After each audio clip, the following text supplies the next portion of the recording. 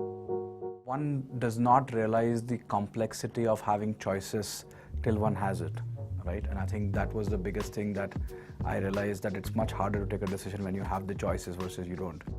I did dabble into investment. I did dabble into trying to advise companies and all of that. I realized that the joy you get of creating is something that you miss the most. And I think if you have built and created all your life, the idea of not creating is never a good idea. It was just kind of making you more frustrated, and if you have been living life with high intensity all the time, it's important to kind of go back to that. I remember I was working when I was in 2007 or 2008, and I realized I can keep buying a bigger house or a bigger car, and I realized that there is no end to that trap, or I decided to do something of my own. And the reason I felt that, because anyways when I was an employee, I never behaved like one. I was a terrible employee, right? I would always do things that I want to do and build companies within the company, and anyways keep doing initiatives that I liked. I just realized that one needs to have enough confidence. I think a lot of entrepreneurs do face that, right? They feel that they are different. They feel that they should be doing something on their own, but they get into this trap of EMI, right? I call it the entrepreneurship marne ka injection. Our country is in a very desperate situation for having more entrepreneurs. If we do not have more entrepreneurs, where are the jobs coming from? Why cred? I think it looked like an interesting problem to solve, because it looked like almost everybody in the country was trying to solve for the volumes of customers, whereas there are a handful of people who pay taxes and a handful of people who are doing the right things, and nobody was really looking for them. And I think for us, it was a biggest opportunity to say that there is a customer segment that we can really, really focus on and truly relate to them and their problems. So the idea is that, can we help do two things? For a small segment of customers who are creditworthy and trustworthy, can we improve their financial life by helping them prevent bad behavior and constantly encourage good behavior? It's as simple as ancient as religion, right? We were always told that if you do good deeds, you go to heaven. If you don't do good deeds, you go to hell.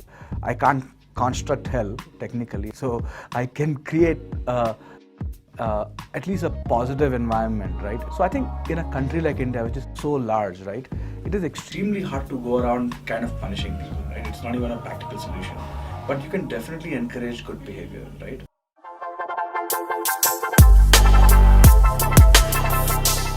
So as long as we are in that direction and dimension, that we are helping financial progress of the good actors, right? I think everything is a fair game. Now the question is, what will we do? We'll do a bunch of experiments. But what we imagine in 2-3 years time, I think this will be a community of, I would say 10-12 million customers who are likely to be using the service and product, but also probably engaging amongst themselves and improving each other's lives as well. A lot of people have simplified what data is because of the events that happened in Facebook, and I think it's unfortunate, right? Because now every company is going to be viewed with the same lens. We are asked that, oh, you have email access, but I sometimes wonder, why don't people ask that the company that has your email is an ad company, right? So the question is that a lot of times we do not differentiate between the differences of that. Today, when we take data, we have a very simple intention, right? Can I help you highlight transactions that you otherwise don't get to know or miss because it's not coming on your SMS? And I think if you can just highlight that to them, saying that, can we improve your score? Can we improve your repayment behavior? Can we improve your interest that you are paying? You can actually have better financial life. I think our goal is quite simple, and we are very fortunate because every customer who has discovered some of these features, they absolutely love us and keep wanting to try more and more things that we offer.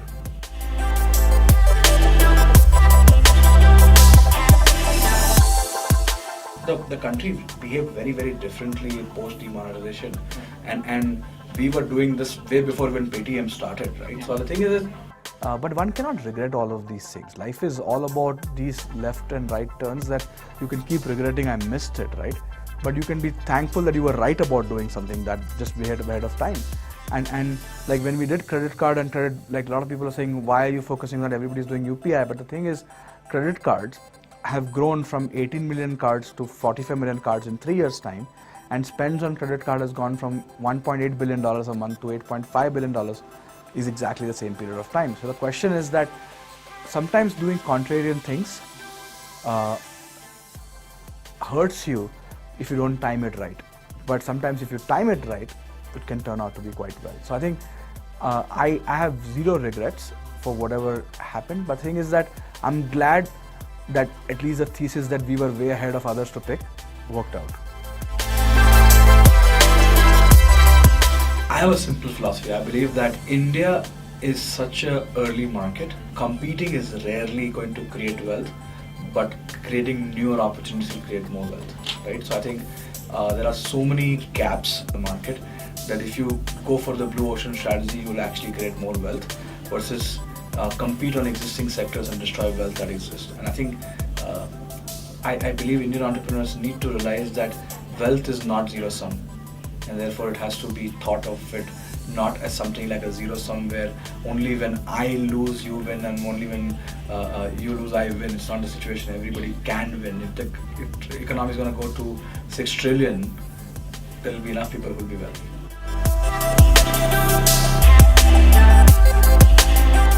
I'm a serial entrepreneur. Am I a successful serial entrepreneur? I think time will tell. I think I have done probably 6-7 companies already. Most people just know about a few. But the thing is that India does not like serial entrepreneurs as much as it likes entrepreneurs. In India, I have noticed is that we treat our companies as our kingdoms, right? And every time you exit your company, it's considered to be a weakness or a sign of weakness. Nobody in India appreciates this idea of that, oh, you sold your company. We treat our companies as our spouses and not as our kids, right? Like it's just a very different kind of a challenge I have seen. Who knows? Who knows? I can tell you one thing though. It gets harder and harder and harder every time. Why so? It doesn't get easier. Why so? Because you have zero room for error. Nobody expects you to fail. Everybody expects that, okay, just because you can raise money, you will always be successful. And the system is not conducive for people who are trying multiple times. They expect it to be perfect all the time. And that puts extraordinary pressure on the team, on yourself, and I think the toll it takes is at a different level. So it's only sexy from the outside.